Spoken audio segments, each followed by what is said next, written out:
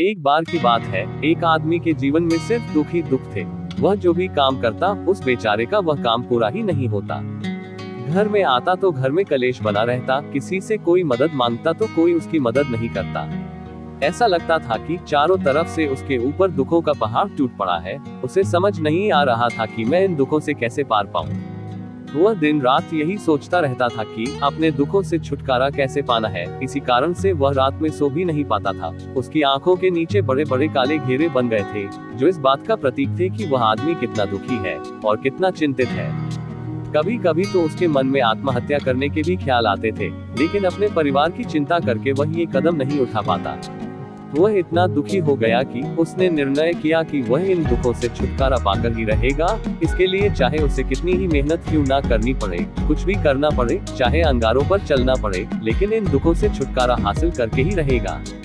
ऐसे ही एक दिन उसने अपने मित्र से पूछा कि मैं अपने जीवन को कैसे सुधारूं। उसके मित्र ने उसे बताया कि तुम किसी बाबा के पास जाओ। बाबाओं के पास ऐसा मंत्र होता है जिससे सारे दुख मिट जाते हैं, जीवन खुशियों से भर जाता है और धन संपदा भी हासिल होती है। तुम किसी ऐसे बाबा को ढूंढ लो, बस तुम्हारा काम बन जाएगा। उस आदमी के मन में यह बात पूरी तरह से बैठ गई कि कोई बाबा ही मेरा दुख दूर कर सकता है। और फिर वह किसी ऐसे बाबा की खोज में लग गया जो चमत्कारी और सिद्ध पुरुष हो।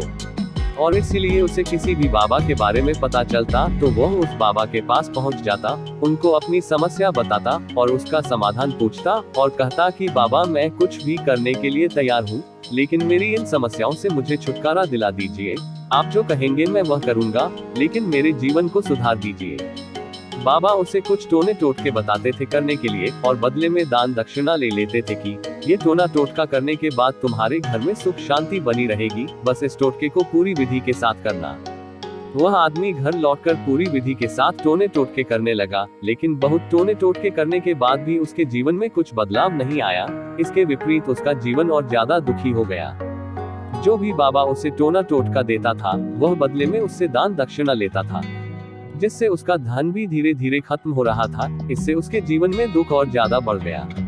तब उसे लगा कि बाबाओं के पास जाने से तो मेरे जीवन में दुख कम होने की बजाय बढ़ते ही जा रहे हैं। तो मुझे क्या करना चाहिए, बाबाओं के पास जाऊं या ना जाऊं?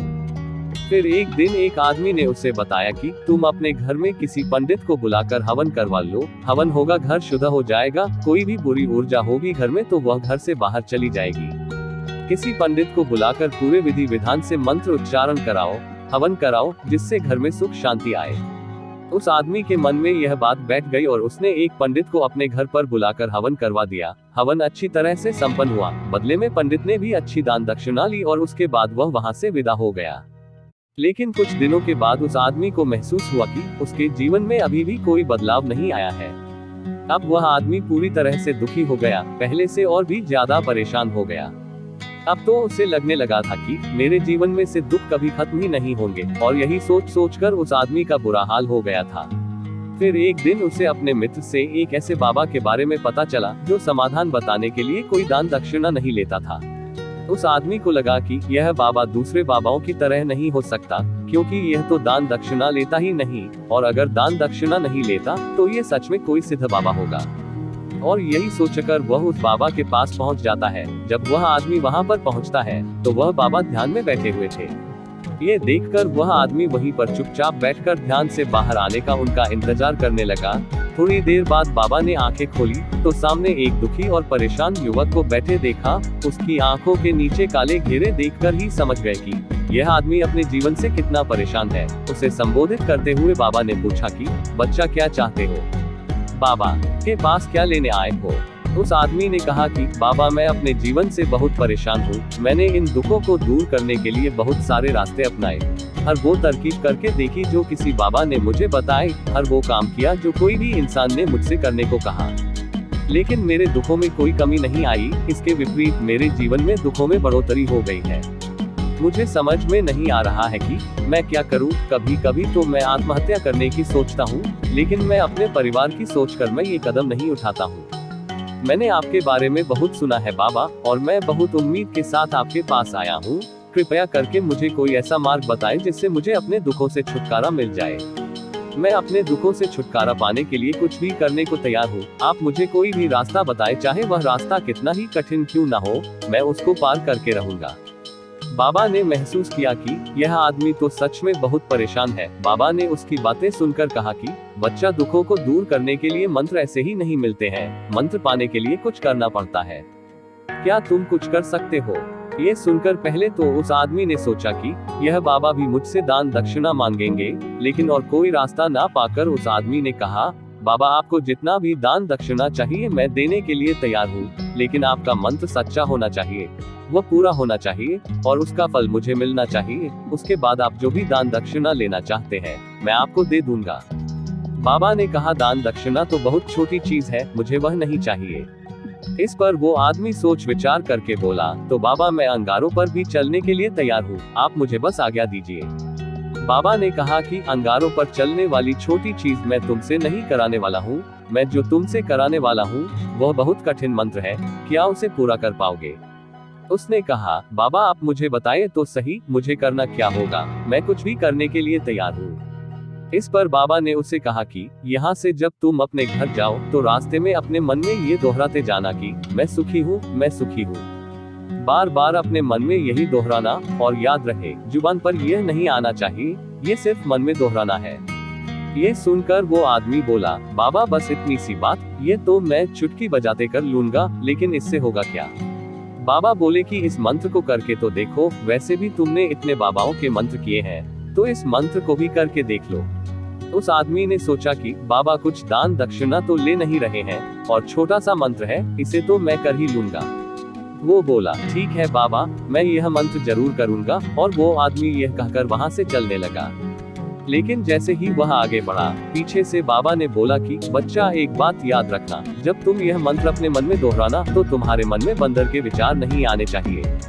अगर बंदर का ख्याल नहीं आता है तो ही यह मंत्र सिद्ध होगा। वह आदमी बोला, मुझे तो आज तक बंदर का कोई विचार नहीं आया, तो अब क्यों आएगा? आप चिंता मत करिए बाबा, मैं बस मन में यही दोहराऊंगा कि मैं सुखी हूँ, मैं सुखी हूँ, इसके अलावा बंदर का कोई भी विचार मेरे मन में नहीं आएगा। ये कहकर वह आदमी वहां से चल देता है। वह अपने मन में मैं सुखी हूँ, मैं सुखी हूँ, ये दोहराता हुआ थोड़ी दूर ही चला था कि उसके मन में अचानक बंदर का ख्याल आ गया।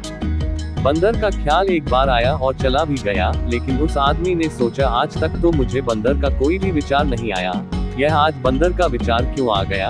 और ऐसे करके उसने उस बंदर के विचार को पकड़ लिया और यह भूल गया कि मुझे क्या मंत्र दोहराना है, और वह बंदर के बारे में सोचने लगा। जब थोड़ी देर बाद फिर से उसे होश आया तो वह फिर से अपना वही मंत्र दोहराने लगा जो बाबा ने उसे बताया था। लेकिन अचानक से उसे एक बंदर दिखाई दिया, और ये देखकर फिर से उसके मन में बंदर का विचार उठ गया। वह इस विचार को बाहर फेंकना चाहता था, और वह चाहता था कि मेरे अंदर किसी तरह से बंदर का विचार ना आए, लेकिन उसे तो सामने बंदर ही दिखाई दिया। ऐसे ही जद्दोजहद करते करते वह घर पर पहुंचा, और घर पर पहुंचने के बाद अपनी पत्नी को कहा कि हे बंदरिया, मुझे खाने में बंदर परोस दो। और जब उसे एहसास हुआ कि उसने क्या बोल दिया तो वह अपने बाल नोचने लगा और दीवारों में सर मारने लगा कि आज तक मुझे बंदर का कोई भी विचार नहीं आया, और आज मुझे ये क्या हो गया है कि मुझे हर जगह बंदर ही बंदर नजर आ रहे हैं। ये कैसी माया है? यही सोच सोचकर वह आदमी रात भर सो नहीं पाया। रात भर करवटें बदलते रहा और सुबह उठकर सीधे उसी बाबा के पास पहुंच गया और उनके चरणों में गिरकर कहा कि बाबा, पता नहीं क्या चमत्कार हो रहा है, आज तक मुझे बंदर का कोई विचार नहीं आया, लेकिन जब से आपने मुझसे कहा कि बंदर का विचार नहीं आना चाहिए, तब से मुझे हर जगह बंदर ही बंदर नजर आ रहे हैं। उस आदमी ने कहा कि बाबा, मुझे तो आपके पीछे पेड़ पर बैठा बंदर केले खाते हुए दिखाई दे रहा है, ये हो क्या रहा है बाबा? ये सुनकर बाबा हंसने लगे। उन्होंने उस आदमी से कहा, बच्चा, मन का जाल एक ऐसा जाल है जिसे समझ पाना इतना आसान नहीं है। बंदर तो तुम्हारे रास्ते में पहले भी आते थे, जब तुम मेरे पास आए थे इन्हीं पेड़ों पर यह बंदर घूम रहे थे, लेकिन तब तुम्हारे ध्यान में ये बंदर नहीं था, तब तुम्हारे ध्यान में सिर्फ दुख थे। इसके बाद बाबा ने उसे बताया कि बच्चा, हम जिस चीज से भी दूर भागना चाहते हैं वही चीज हमारे मन में बहुत गहरे में प्रविष्ट हो जाती है और हमारे अंतर्मन में समा जाती है। असल में हम जिस चीज से छुटकारा पाना चाहते हैं वो उतनी ही गहरी हमारे मन में बैठती चली जाती है और अंत में हमारे अंतर्मन में छा जाती है। ऊपर से तो हम चाहते हैं सुखी होना, लेकिन हमारे मन में दुख समाये होते हैं हमारे विचारों में, हमारे मन में दुख ही दुख दिखाई देते हैं। इसीलिए अपनी जुबान से बार बार यह बोलने से कि मैं सुखी हूँ, मैं सुखी हूँ, हम सुखी नहीं होंगे जब तक यह मंत्र हमारे अंतर्मन में प्रविष्ट नहीं होगा। इस पर उस आदमी ने पूछा कि बाबा, लेकिन यह मंत्र हमारे अंतर्मन में प्रविष्ट कैसे होगा? ये सुनकर बाबा ने कहा कि बच्चा, अपने दुखों से लड़ना बंद कर दो। जब तक तुम अपने दुखों को दूर करने की सोचते रहोगे, तब तक वो दुख तुमसे चिपके रहेंगे, तब तक वो दुख तुम्हारे अंतर्मन पर अपना राज बनाए बैठे रहेंगे। और जिस दिन तुम उन दुखों के बारे में सोचना ही छोड़ दोगे, उसी दिन से तुम्हारे जिंदगी से दुख गायब हो जाएंगे। क्योंकि किसी भी चीज से छुटकारा पाने के लिए हमें उस चीज के बारे में सोचना पड़ता है, और हम जितना ही उस चीज के बारे में सोचते हैं, वो उतनी ही गहरी हमारे मन में प्रविष्ट होती चली जाती है। हम अधिकतर समय दुखों के बारे में ही सोचते हैं। हम यही सोचते हैं कि हमारे जीवन में दुख है और हमें इससे छुटकारा पाना है। इसी वजह से बार बार सोचने से वो दुख हमारे अंतर्मन में प्रविष्ट हो जाते हैं और हमें एहसास भी नहीं होता। इसीलिए अगर तुम दुखों से छुटकारा पाना चाहते हो, तो दुखों से छुटकारा पाने के बारे में सोचना छोड़ दो, तुम्हें दुखों से छुटकारा मिल जाएगा। अक्सर आदमी धूम्रपान छोड़ना चाहता है, शराब छोड़ना चाहता है, सुबह अपने आप से ये वादा करता है कि मैं कोई भी गलत काम नहीं करूंगा, लेकिन शाम को जब लौटता है तो नशे में चूर होकर लौटता है। ऐसा क्यों होता है कि जो हम सोच रहे हैं वो पूरा कर ही नहीं पा रहे हैं?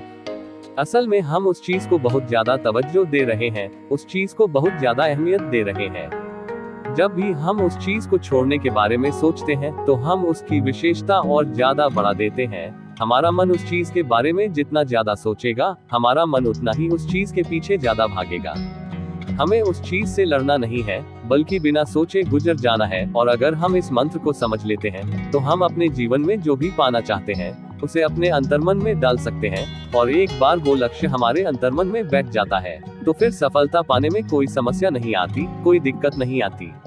तो दोस्तों, कैसी लगी आपको ये कहानी? अगर अच्छी लगी हो तो इस वीडियो को लाइक, सब्सक्राइब और अपने दोस्तों के साथ जरूर शेयर करें। मिलते हैं अगली वीडियो में, तब तक के लिए अपना ख्याल रखिए।